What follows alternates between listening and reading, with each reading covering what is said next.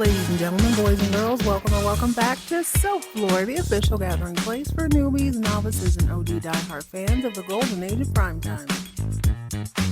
I'm your host, Jet, still viewing and reviewing the soapiest, sudziest primetime storylines of 1984, or we are jumping into the season 4 finale of Dynasty. So whether you're new to this or true to this, sit back and enjoy. Tell the kids it's time to play outside or out of sight. Tell Dave no questions, suggestions, or concerns for the next 25 to 55 minutes. Everyone else in earshot, be cool, be quiet, or you will be kicked out because we are watching our stories. Ladies and gentlemen, boys and girls, this is Self-Lore.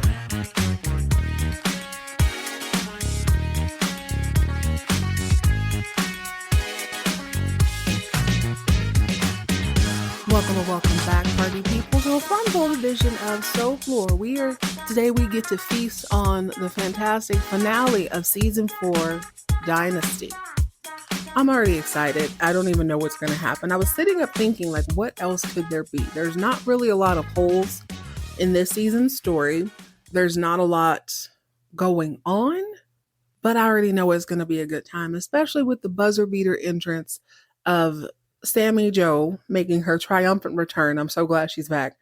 And Devereaux. By the way, I finally figured out why that name sounded so familiar to me. That's Blanche's last name on the Golden Girls, right? It's either I might be saying wrong, Devereaux or Devereaux. I can't really tell what they're saying. Either way, I'm kind of interested to see who the hell she is and what she wants. She looks fabulous. Let me just put that out there. She looks fantastic, but I'm like, what does she want and who does she want? I'm still kind of banking on the Rashid Ahmed. That's what I was thinking. With all that's going on, she must have seen something on the news and decided to pop up.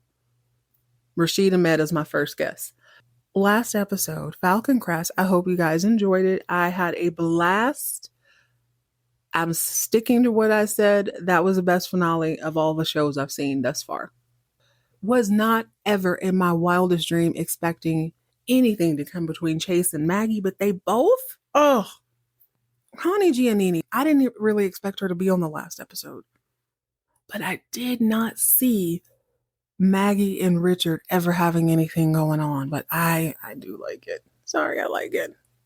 Want to shout out to one of our soap fiends in Oregon, gave me some really tea on some of these shows. I am so enjoying this. I'm going to go specifically about Falcon Crest, and there's a little bit about Dynasty, but we'll talk about that later.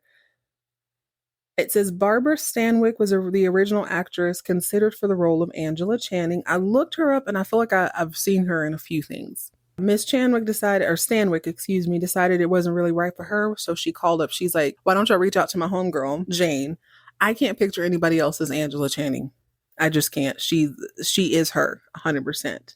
Okay, but it says we should expect Miss Stanwyck to be on the Dynasty spinoff, The Colbys. Okay, that's another thing. I have been anticipating The Colbys. At some point in the season, I sort of forgot about it. As far as we knew, it was just Jeff and Cecil. But, this is soaps. Relatives always come out of the woodworks. I suppose Jeff has a mom. We've never really talked about that, but I don't think her last name will be Colby. Who knows? I am looking forward to that happening. That's got to be pretty soon, though, because we're already at 1984, 1985. That's got to be coming up really soon. Sammy Jo, a.k.a. Heather Locklear, auditioned for the role of Vicky Gioberti. I am so happy that did not go through. I'm afraid to even think of what her career would be if she had gotten that role. Maybe she would have spiced it up a little bit. I blame it on the writing. I can't remember who the actress is who played Vicky. Matter of fact, I couldn't remember Vicky's name. I made mention of Cole's little sister a couple episodes ago. I couldn't remember her name. I don't think these shows do these young actresses any justice. I'm thinking of Lucy as I say this. They don't really know what to do with them if they're not dating an older man or pregnant. They just sort of throw these just inconsequential storylines at them, and the only exception I can think of is Diana. Although Diana is a teenager, they wrote her with intention. You know what I'm saying? Every time she's on screen, you're still drawn to her. Yes, she's a pain in the butt. Yes, she gets on my nerves a lot. She's been pretty pleasant for the most of this season, but her stories really do pull you in. Like I don't want to know what's going on with her all the time, But if a couple of episodes are about her, I'm interested. She's written very well. Whereas the other girls, it feels like they don't really know what to do with them. So they send them off to wherever. Where is Vicky? Vicky's in New York or something being a dancer, if I remember right. Yeah. Okay, so Susan Sullivan, the lady who plays Maggie, originally turned down the part of Maggie because she was afraid the character would be one dimensional. Once producers convinced her that the character would be well rounded, interesting, and have a significant storyline, she took the role. Here's what I'll say about that. Thank you, Oregon. I've seen Susan Sullivan over the years in a few different things. I didn't exactly know her name, but I knew her face, I know her tone. Very classy woman, very beautiful, pretty good actress, but she's very much typecast. Is at least from the things I've seen her in. I feel like she was in another like sitcom. She's in My Best Friend's Wedding as Cameron Diaz's mom. And as Vicky, excuse me, as Maggie Gioberti. I mean, think about it. Maggie has lots of interesting things happen to her, yes. But is she interesting? No, not really. I think by making her a writer, that opened the door for her to be a reporter, which is interesting because she can investigate things. Making her a creative screenwriter so she can, get entangled with this man. You know what I'm saying? You're not really following Maggie for Maggie's sake. She just happens to have an interesting career, and that brings in more of her storyline. This season, of course, they threw in her mother and her father and her being adopted. But even then, that didn't really turn out to be nothing at all. But I could totally understand her reading the first season script and thinking, well, I mean, this is kind of boring. But also, I've never seen her outside. She's Maggie on Falcon Crest. She's the exact same person in everything I've ever seen her in. Not that that's a bad thing, but yeah. I wonder what exactly they promised specifically. Like, oh, Maggie's going to dig up some dirt on da-da-da-da. Who knows? One more little tidbit I thought was really interesting because there's a lot about Dynasty. The guy who plays Adam, Gordon Thomas, Adam is supposed to be 25 years old, but Gordon was 37 when he was cast on Dynasty. I'm not mad at it. I guess I've never really thought about his age. I do vaguely remember when his name was still Michael from Billings. They mentioned that it was 25 years ago, but I hadn't really thought about that since because in my mind, they have shuffled around Stephen and Fallon's age. I could have sworn Fallon was the older sister, season 1. I've never actually gone back to check, but it's irrelevant. He's been a wonderful addition to the show. I'm glad they let him take the role, and I'm actually glad he's a little bit older with a little more experience under his belt because he toes that line of I'm going to snap, I'm going to be the supervillain, but you still kind of want to cheer for Adam because you can tell he's trying.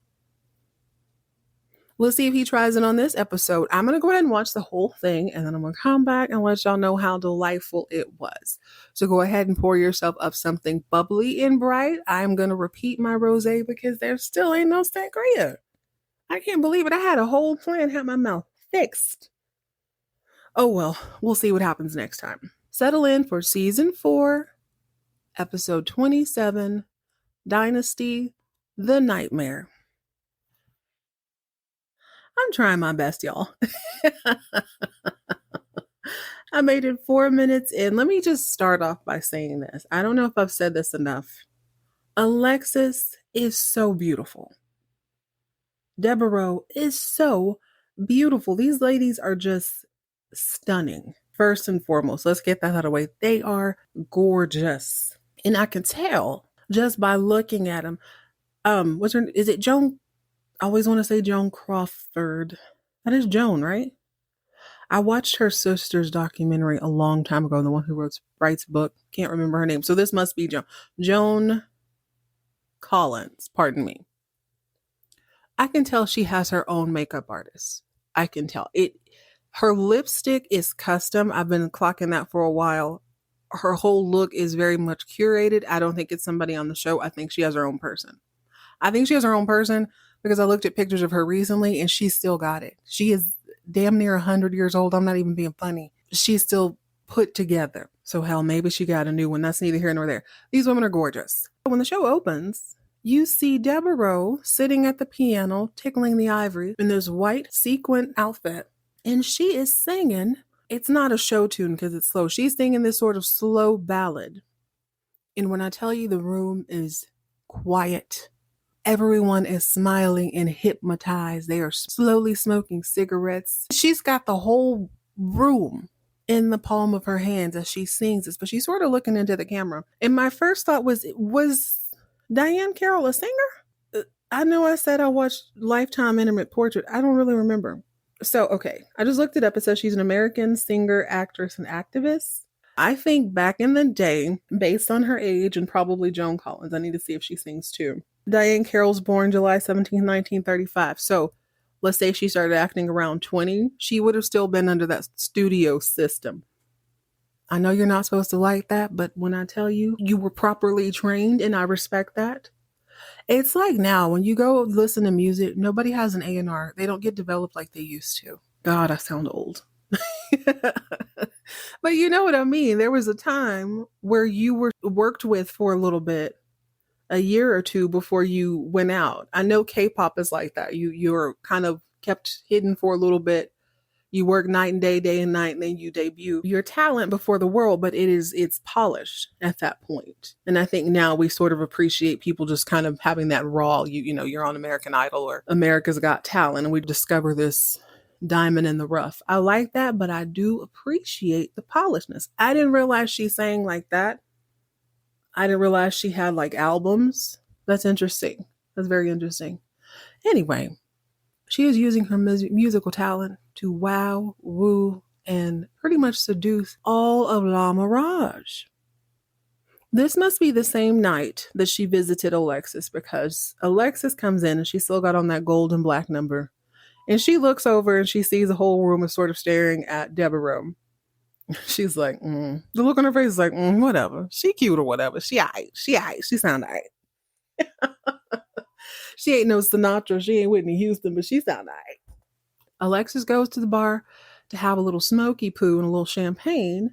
When Devereaux is done, it's almost like she sensed Alexis coming in, I suppose. So she walks over to the bar and we learn her name. Her name is Dominique, which I love that name. I have a cousin named Dominique, but he's a boy, but I do know a girl. She's so cute. She's so beautiful. I love her. So Dominique, not Blanche, Devereaux. Now, the curious thing to me is how in the heck did Alexis find that information out so quickly without Google?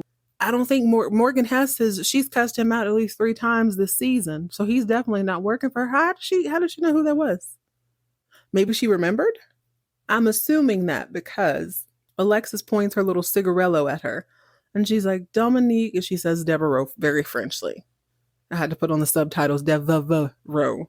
And Miss Devereaux says, yes, not Lois Lane. She's still mad about that.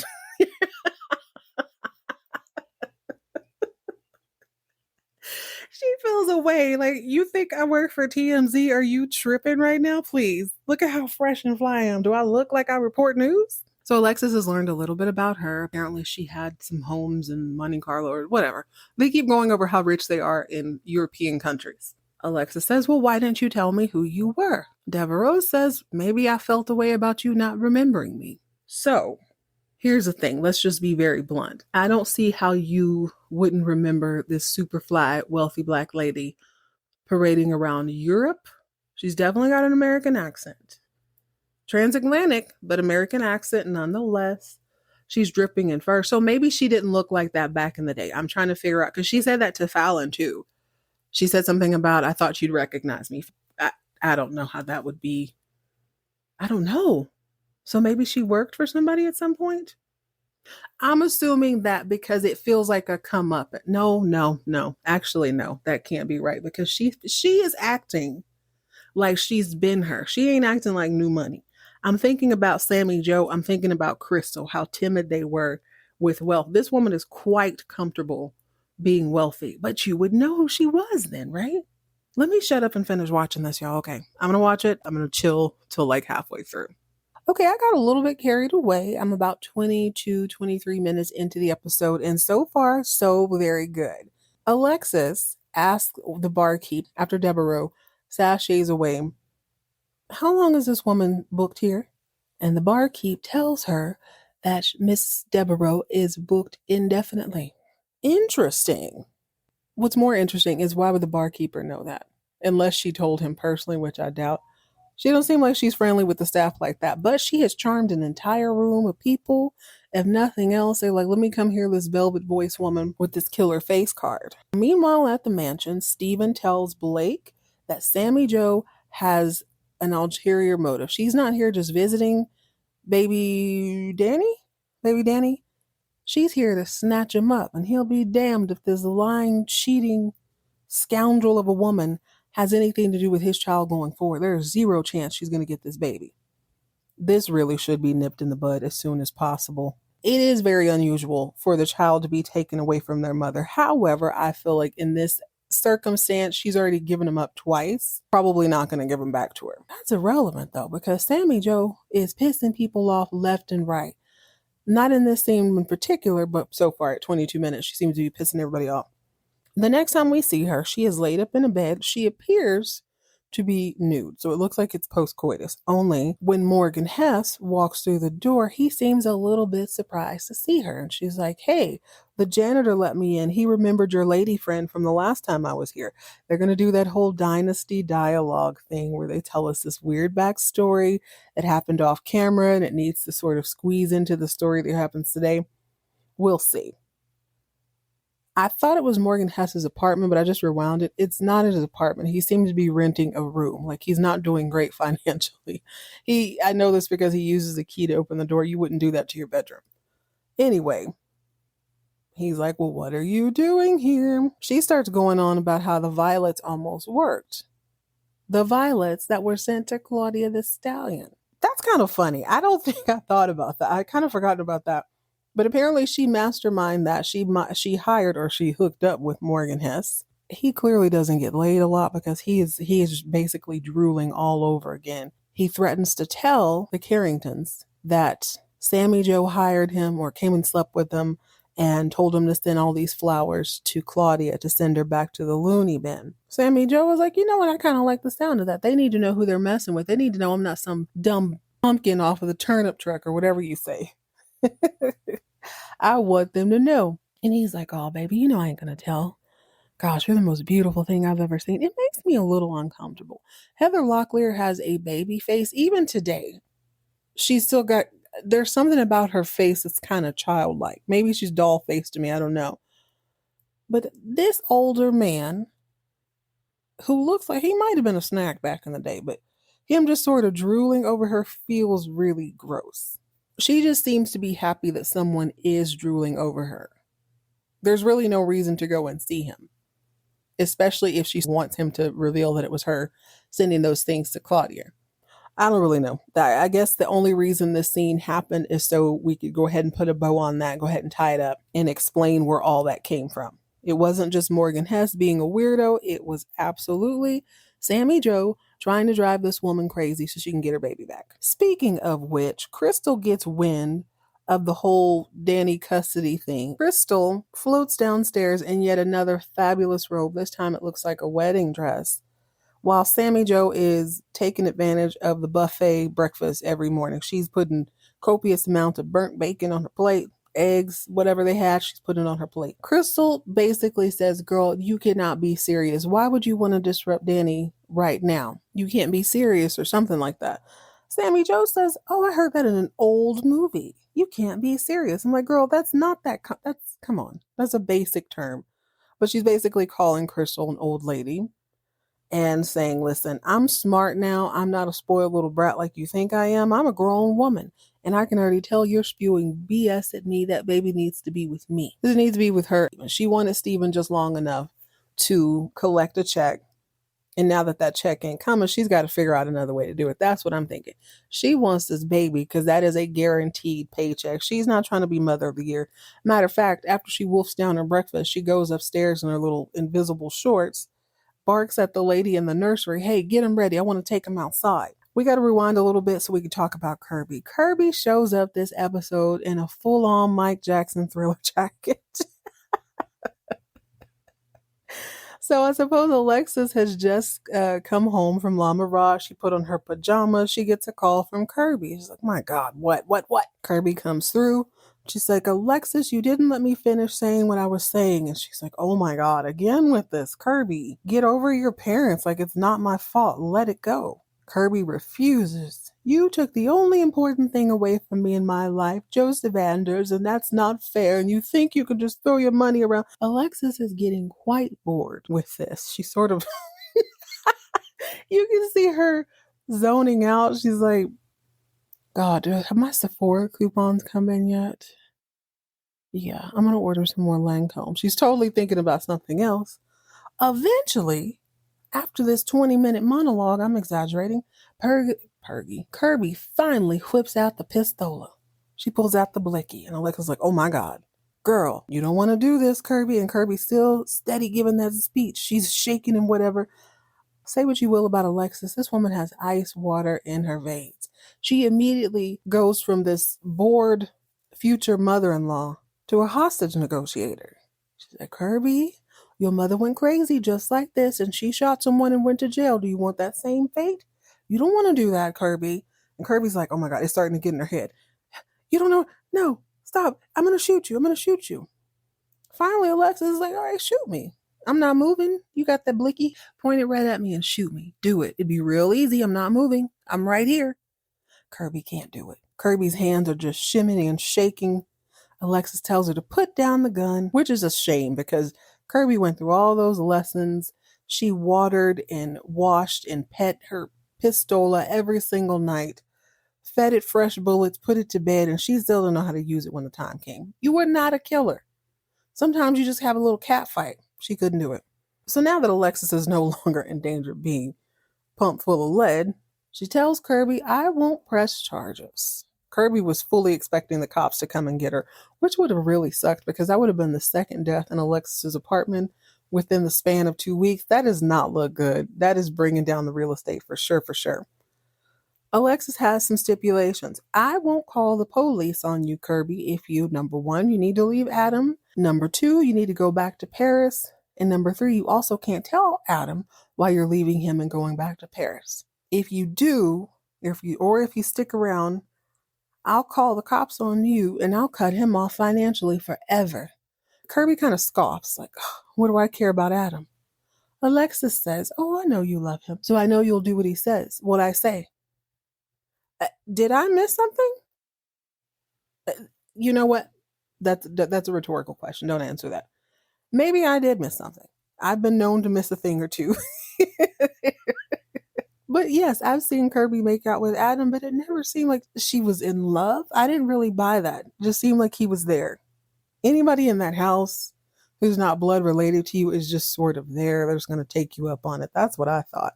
But Alexis seems to think that Adam and Kirby had a true love affair, and so does Adam. We know this because Kirby goes home and she begins to pack her teens so she can move to France again. Adam walks in his infamous silver bullet shorts, which is, an inch below his belly button practically, basically glorified draws. And he says, Curbs, what are you doing? She's like, oh crap, dude, I was going to write you a letter. I have decided not to marry you. Why? Well, I don't love you, and I'm going back to Paris.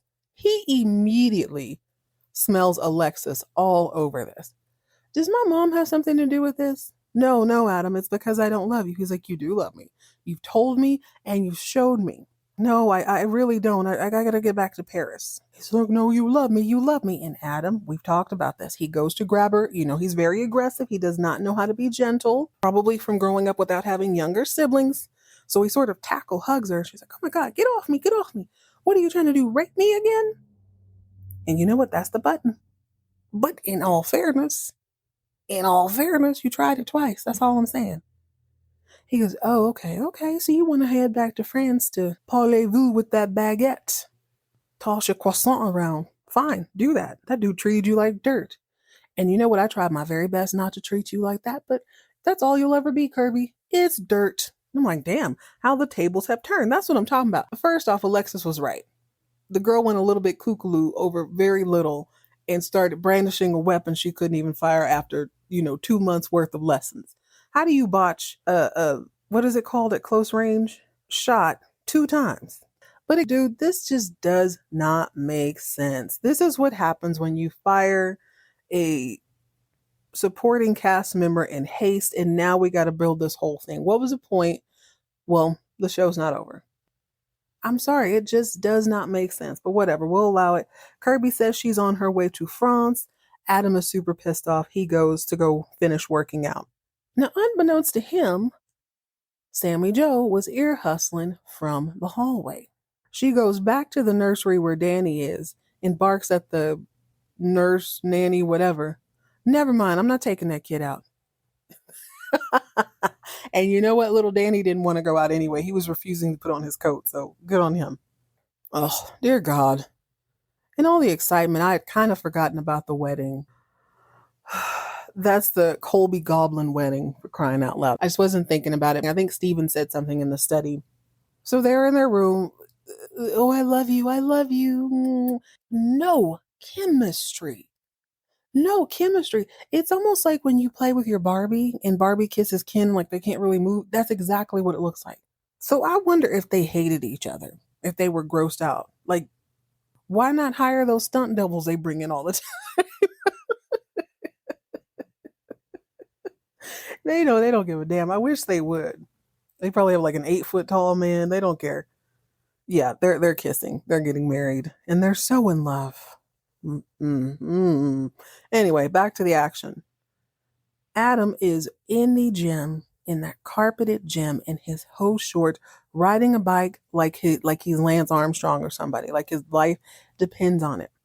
Thank God it's from the side, because when I tell, baby, these are draws. There's no way they could have filmed him from the front. We'd have seen all of his fruit of the loom. Well, he's minding his business, working up a sweat, trying to shake off Kirby, when in walks Sammy Jo. She went and put on something a little more exotic, and by exotic, I mean she switched from her little hose shorts to a leopard leotard in red with a matching headband. You know what I'm saying?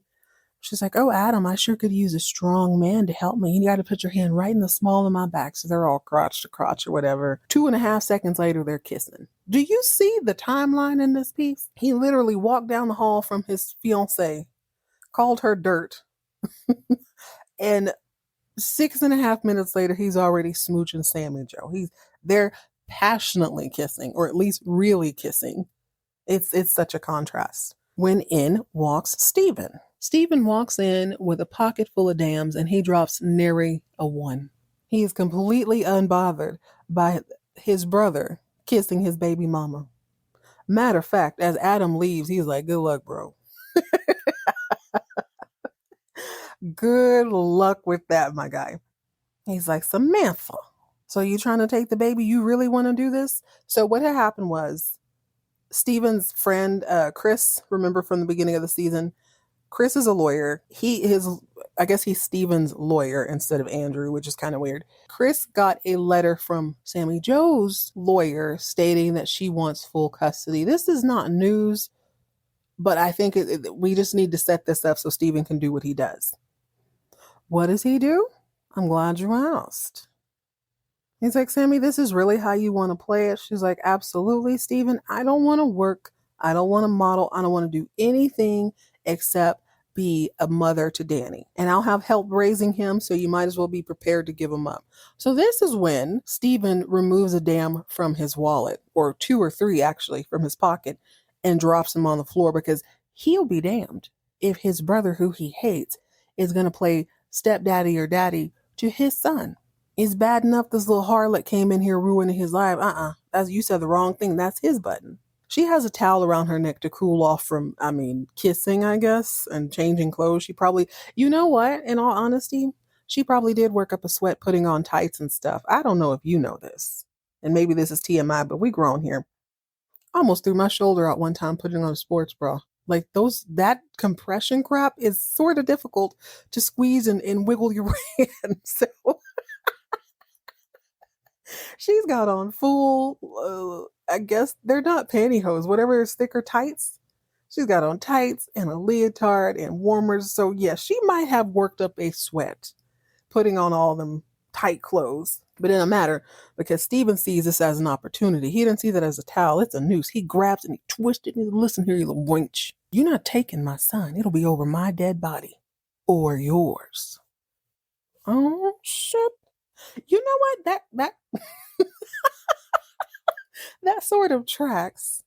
This family is known for murder or, having a hairpin trigger temper. Adam's tried to kill somebody. Blake has actually killed somebody and tried again. Tried twice. Steven's due. So we'll see what he's gonna do. Sammy Jo will probably end up in the pond or something.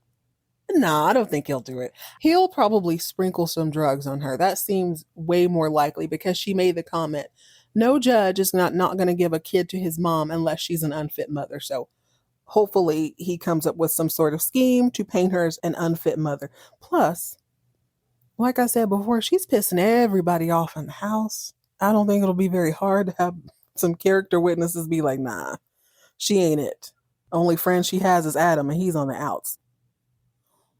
Steven does what any man will do. He calls his boo thing, Miss Claudia the Stallion. They have lunch at La Mirage and he's telling her all about it. And she's like, Steven, sorry, I thought Chris instructed you to meet peacefully with Samantha and create a personal schedule where you both have custody of Danny.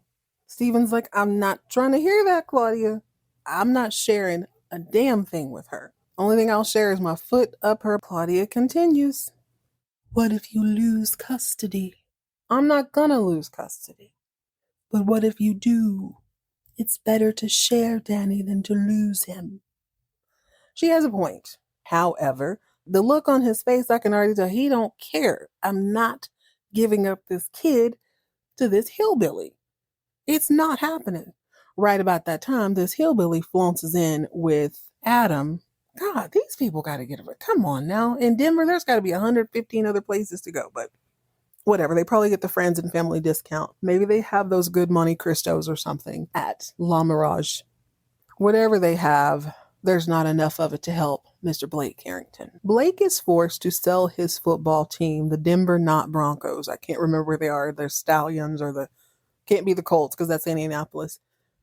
The Denver Not Broncos. He's supposed to meet with this guy, Max, but in bursts Dexter. Dex Deep Pockets Dexter come to buy the team. Hey, dude. Blake is none too pleased to see him. Dexter, what the heck are you doing here? Oh, I'm Max's partner. You ain't know? I got a lot of businesses. So anyway, I have a check for the Not Broncos. Passes it over to Blake. It's for $10 million. Blake is insulted. Damn it, I'll only get $4.5 million from this with my share. That team is worth $50 million. So I guess he would have gotten close to about $20 million? Something like that. If it had sold for what it needed to sell for. Danny. Dexter's like, listen, that's the deal. You can take it or leave it. I really don't care. I can buy the Dolphins or something. Or the not Dolphins, the Seals. I would like to see a football game a little later on in this series. I'd love to know what the other teams are called. Blake is not having a good night. As a matter of fact, after he rejects that deal. So Blake either makes a call to the bank or the bank makes a call to him. And we catch the last little bit of it. You're going to regret this. He's barking in the phone at the bank. So I'm like, uh-oh. And Lord, there's a lot of dialogue here.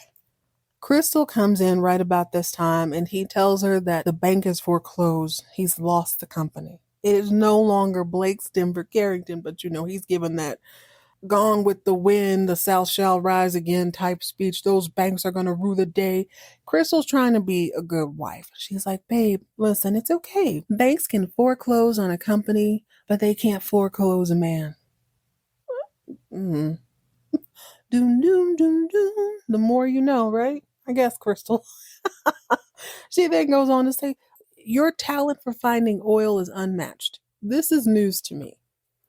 I have watched this show for 4 seasons. I don't recall him being especially good at his business at any point. Not really. He's not, you know what it is? He's not forward thinking. He's so caught up in being right that he doesn't really see all the traps around him. He doesn't realize that. He seems to forget, even though he's on the receiving end quite a bit, he doesn't understand that Don't nobody care how big and bad you think you are. I don't recall him being good at finding oil. That's all I'm saying. Steven's good at it. Yeah, whatever. Somebody is, right? I was really thinking it was at Lancashire and Matthew, but I can't remember if they were working for Denver Carrington, right? Yeah, I think that's how that went. They were working for. So maybe that's what she means. You know what, Blake? You have a raw talent for attracting people who are good at finding oil. I'll accept that. He hears her, but he doesn't hear her because all he's thinking about is the future. Like, what am I going to do? I'm going to get this company back. Crystal's like, no, babe. What I said all that to say. So what if they foreclose on you? You're very rich. Money will come to you very easily. You can just start a whole nother company. I'm not starting another company. I'm gonna finish this one. They're gonna be begging me back. Those banks are gonna be on their knees. They picked the wrong guy. They don't know how deep they're in on it. I'm like, sir, it sounds like you're going to embarrass yourself in the near future. It sounds like you want to run up on a bank that I don't think that's a good idea. You can't just burst into a financial institution demanding money. That never ever turns out well. Anyway, he's hooting and hollering about how he's going to make the bank bow down. They're going to beg him to run this company again. I doubt that very seriously. Banks aren't in the business of managing businesses, not at all. But whatever helps you sleep at night. He's like, okay, Crystal, go ahead and go to your office and get your things. So that's where I've stopped. Let me pick it up there. I guess. Are they going to pack up tonight? You know what? Actually, that's a really good idea. They should probably pack their things discreetly before everyone notices and maybe leave a note for them. God, email would be so helpful at this time. They could just send out a mass email being like, hey, the company's probably going to switch hands, but I would discreetly clean out my office. Maybe let your secretary know. Anyway, carrying on. Okay, hold up. Okay. Blake tells Crystal to go get her things. Apparently, Marcia, his secretary, is still there, which I guess makes, well, that's irrelevant. Blake goes to his desk. His secretary pages him and says, hey, there's a lady here to see you, Miss Devereaux. He's like, I don't know no Devereaux. No, she's insisting that she needs to speak to you. Okay, I had to rewind it. Marcia says, she says you didn't know her, but you stayed at the Villa Marini. When she walks in, she looks fabulous. First off, she's kind of got on a Star Trek outfit, but it is like a gray and cream coat, two-tone. The shoulders, like everything above the boobs, is cream. There's a nice geometric pattern, and then she's wearing this fur turban hat. It's dope. She looks great. But she comes in all bold, like, what do I look like way down the hallway? And Blake, I think honestly, Blake has just he's had a rough night. Had this happened in the morning, it might have been a little more warm, but he's over it at this point. He's like, hi, how can I help you? And she asks him again about the Villa Marini, Martini, whatever. Does that hold any significance to you? And he says, I mean, I did business there. And she goes on to say, you met there once with Rashid Ahmed. So here I am thinking, okay, yes, Rashid Ahmed is I think I said that last time. He's a little connector here. Maybe that's her boo, that's her whatever. She says that he used to frequent her clubs in Rome all the time. She's there to satisfy her curiosity. She wants to know why a man who's supposed to be as smart and strong as Blake would be okey doked by this fool. There's nobody. Blake ain't in the mood. He thinks she's a reporter at this point. And in all fairness, he was recently interviewed by that guy who was kind of cutthroat. And she's not exactly giving any sort of compliments. She's definitely prying, right? Blake's like, I'm sorry. I'm tired. I know you're here for a story. I can't give that to you. My little girl's getting married tomorrow, so I need to go home if you don't mind. She says something in French. I heard c'est trop, something like that. Why are y'all steady calling me a reporter? What about my drip says reporter? Have you ever seen anybody this fly reporting? He's like, okay, whatever. Either way, I'm leaving. You need to leave also. She's like, okay, cool. I understand you got things to do. But let me tell you something. When you get through with your daughter's wedding, you should definitely look me up. We are two people who need to know each other. So he's like, great. I'm going to tell Marcia I'm leaving. I'm also going to tell Marcia you're leaving. And he just leaves. So she stands up and she walks over to a picture of Crystal's headshot. Actually, it's a glamour shot. And she goes, oh my, what are they going to think when they find out I'm a Carrington? So okay, she's a Carrington. Damn, I wish she said Colby. That would make a lot of sense. Ugh.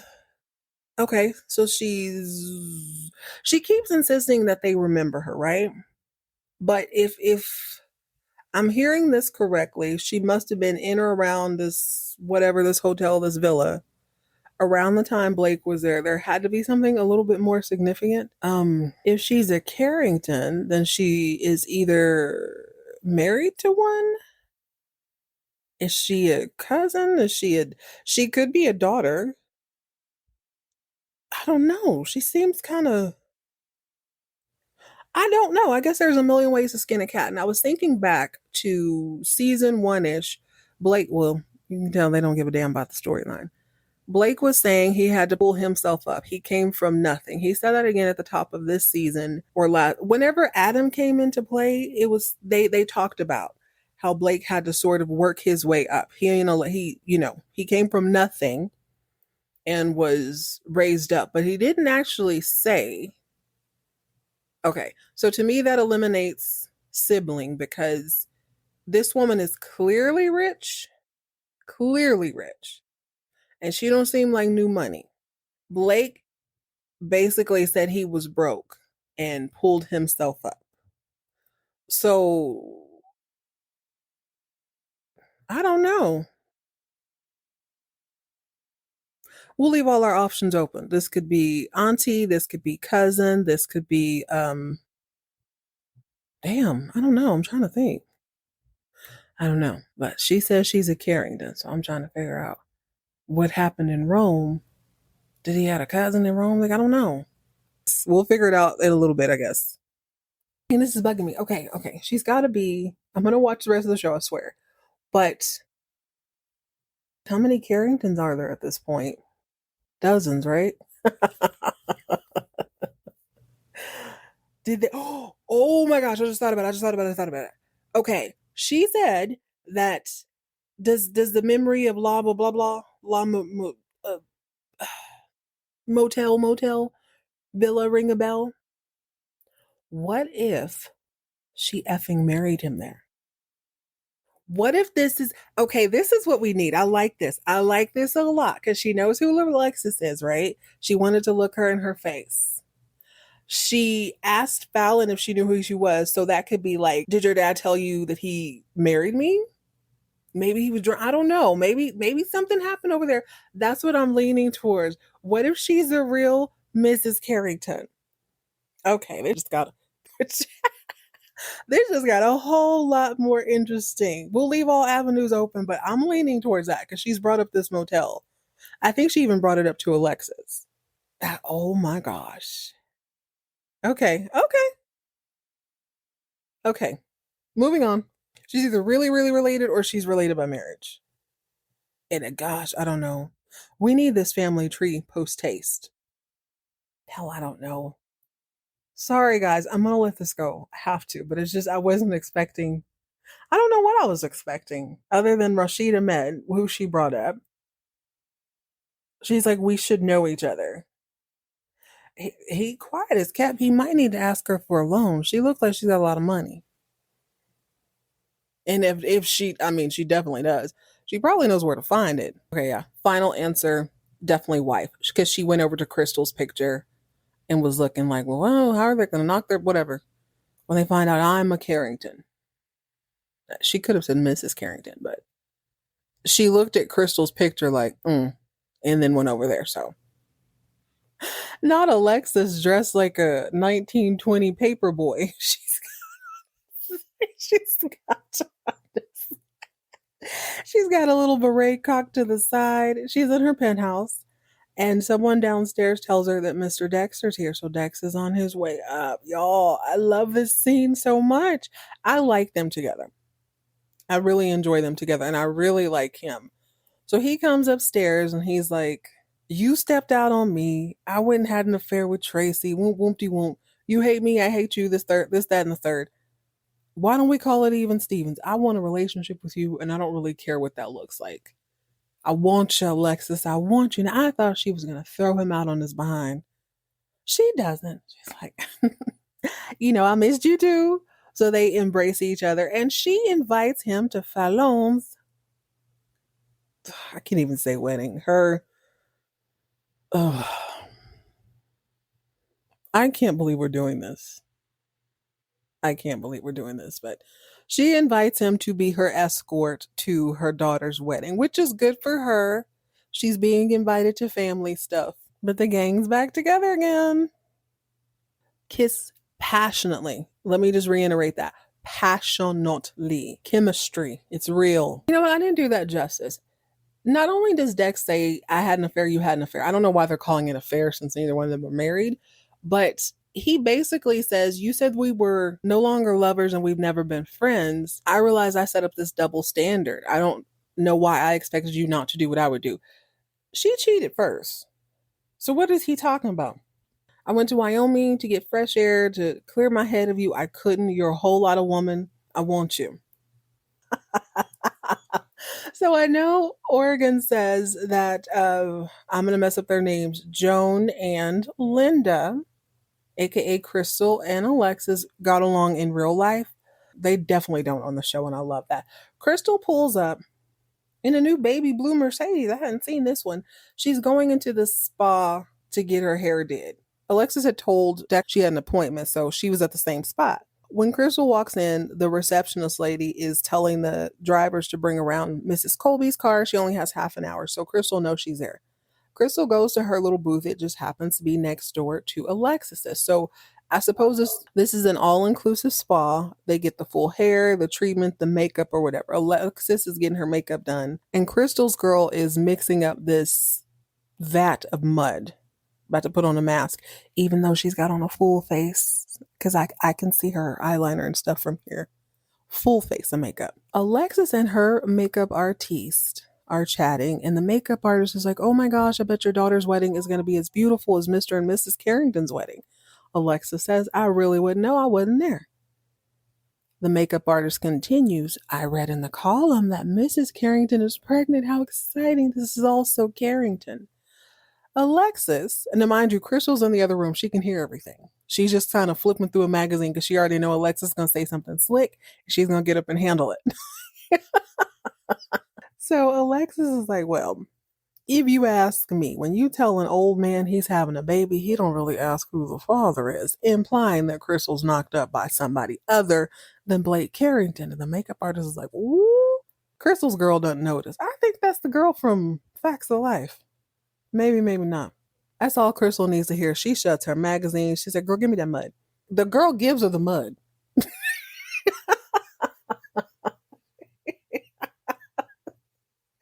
I mean, I guess when you have rich patrons, you got to do what you got to do. It as long as she's not throwing it on me, I'm fine. But she walks right over, gets a big handful, and said, "You like to sling mud?" What? Throws it right in her face. It was a little bit hard, in my opinion. We might have fought for real. This ain't a TV show anymore. I've got mud up my nose. Listen, you got to lose an eyelash, a nail.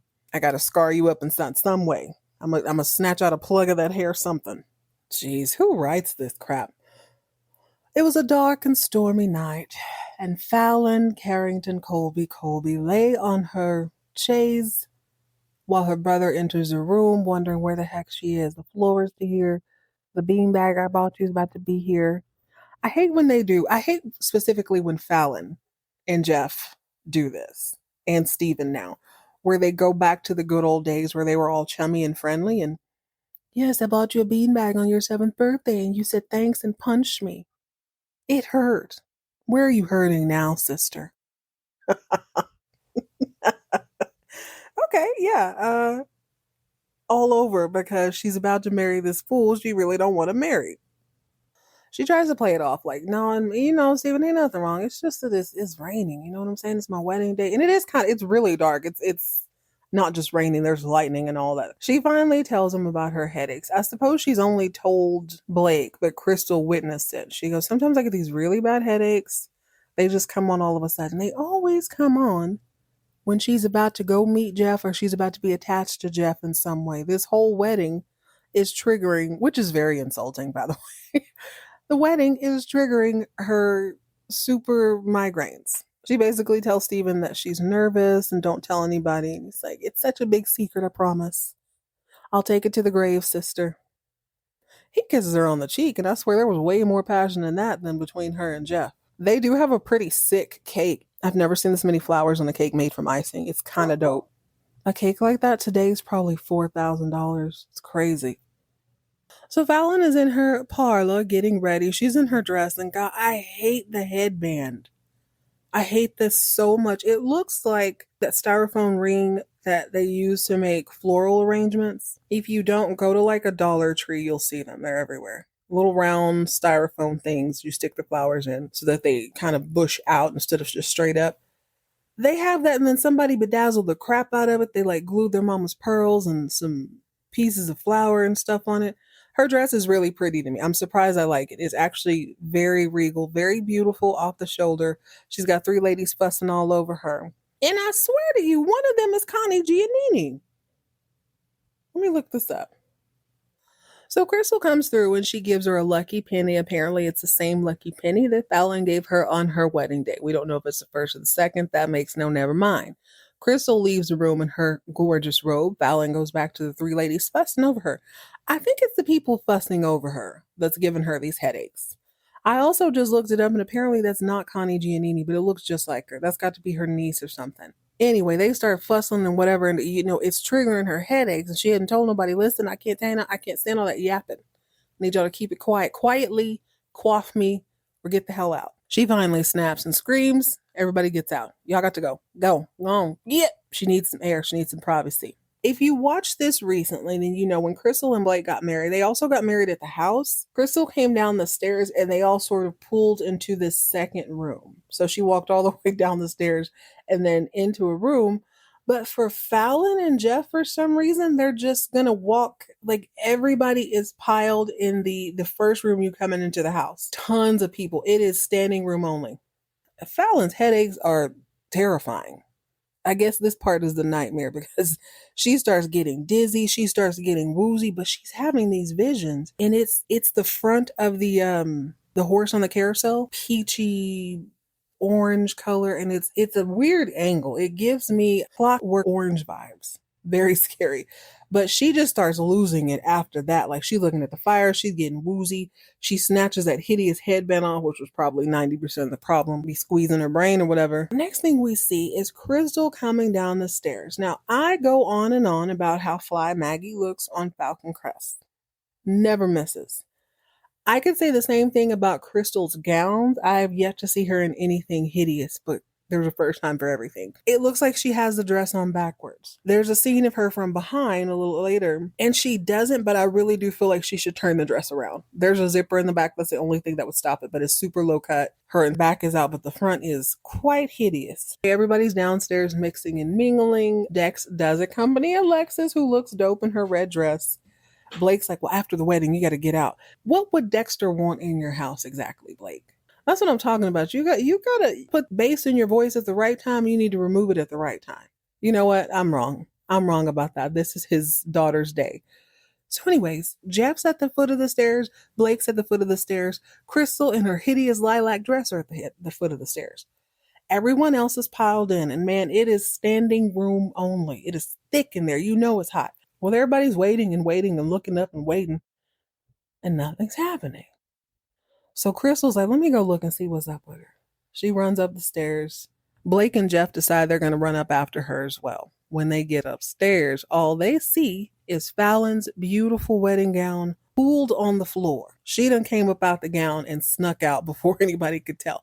How she got herself out, I'm sure I don't know, because it's got the Miss Mary Mac buttons all down her back. She must have slipped out the back way, or maybe they have an elevator or something. These men are so dumb. They're looking around the room like she's hiding behind the curtains, but they start to hear all this beep, beep, beep, beep, beep, beep, beep, beep. Fallon and ran outside. She's in the car. Ladies and gentlemen, boys and girls, when you have a headache, a migraine specifically, seems like bright lights and loud noises agitate that.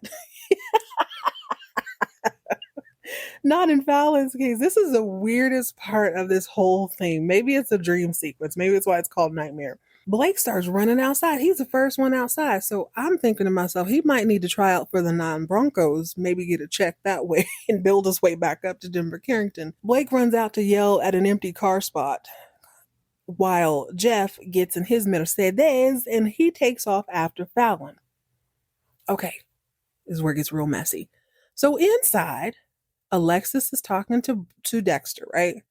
And that the the detective who came over right after Mark, he shows up to the party, wedding, whatever. He walks in from the rain, dry as a bone, and he's like, Alexis, can we go somewhere private and talk? She's like, no. He's like, I think you might want to do this privately. We need to go somewhere where we could just, be by ourselves. No. Dude, I'm at my daughter's wedding. Can this wait? Are you serious right now? He's like, well, it's about Mark's Jennings. What about Mark's Jennings? Eventually, they walk into Blake's study. She insists Dex insists on walking in with her. So they go in, and this detective starts feeding her this sort of BS line. She's like, listen, I am so sick of talking about this man. The detective's like, I had to do some very deep detective work, and I noticed that he had $100,000 check deposited into his account. Now, Dex jumped in. That Dex is, listen, he don't play about Alexis. That's his woman. He's like, Mark was shady. Ain't no telling where he got that money. Alexis doesn't have time to blink and give him the signal like, no, but chill. The detective says, well, I did some research and it turns out that check was drawn from your account. So I bet he was blackmailing you and you pushed him off the terrace. Dex and I say pretty much the same thing at the same time. This woman is super petite. Mark Jennings was at least 6'2". There is zero chance that she flipped him over anything. I don't care how drunk he was. Dexter thinks the same thing. And they're like, nah, you pushed him off. I don't know how they would have come up to that conclusion. If there was, nothing broken on the terrace, he slipped, he did whatever. It don't matter. Do you know what they put my girl in handcuffs. Clickety clack behind her back. Thank God she looks fabulous. She's got on at least $250,000 worth of jewels. She got her shoulder out. They want to put her in jail. She's like, Dex, do something. Meanwhile, Fallon is driving like she's in the Indy 500. Crying. She's being so weird. Like, this headache thing does not make sense. Seems like you would be incapacitated. You wouldn't be focused enough to get into an automobile and operate it. So they're driving in the rain, of course, because this needs to be dramatic and it's the finale. Obviously, there's construction. Obviously, there's a road crew working at the middle of the night doing road work in torrential rain. Oh, God. Well, Fallon manages to get past the road work. Jeff doesn't. He spins on his tires. I'll let him tell you the rest. He leaps out of his car and then because he's so in love.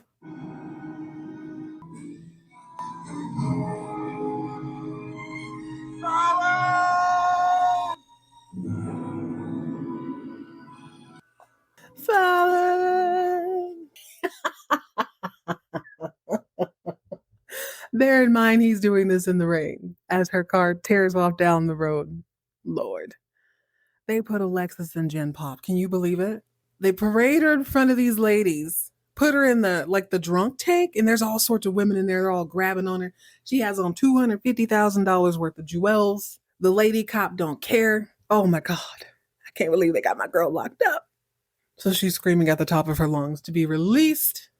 We see Fallon just clutching her head. She's doing an awesome job of driving off. Clutching her head, trying to figure out which way is up. Of course, we see a Mack truck. We see her driving towards it rather calmly. And it's like she realizes at the last moment she closes her eyes, she swings the car as far left as she can. End scene. Well, I am downright pleased. I knew I would have a good time. I knew it would be hilarious. I'm not disappointed on any front at all. However, there are a few more holes in the story. So Kirby's allegedly out. Fallon freaked the hell out. I wonder if this is the season where the actress was like, I just can't take this anymore. I don't blame her. This season for her was not great. Jeff's out in the pouring rain. Blake is broke, baby. I mean, he's rich broke. He's still throwing $1 billion wedding. No biggie. But Samantha Jo is back trying to take custody of that baby so she can get a coin. Now she's hooking up with Adam. I didn't mention that. She's at the wedding with Adam. How uncomfortable for everybody just to sort of bed hop in this house. And we have a brand new mystery woman who is a new Carrington. I can't wait to see how that plays out. Okay, she could be married to a Carrington. She could be a sibling of a Carrington. She could be from another branch of Carringtons.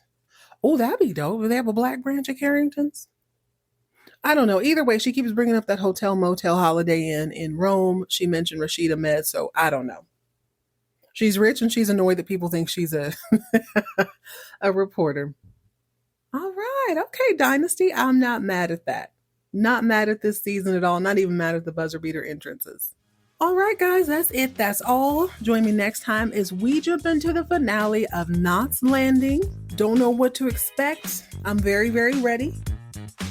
In the meantime, in between times, free Alexis. Stay hydrated, stay moisturized, mind your business, and keep all of your drama on TV.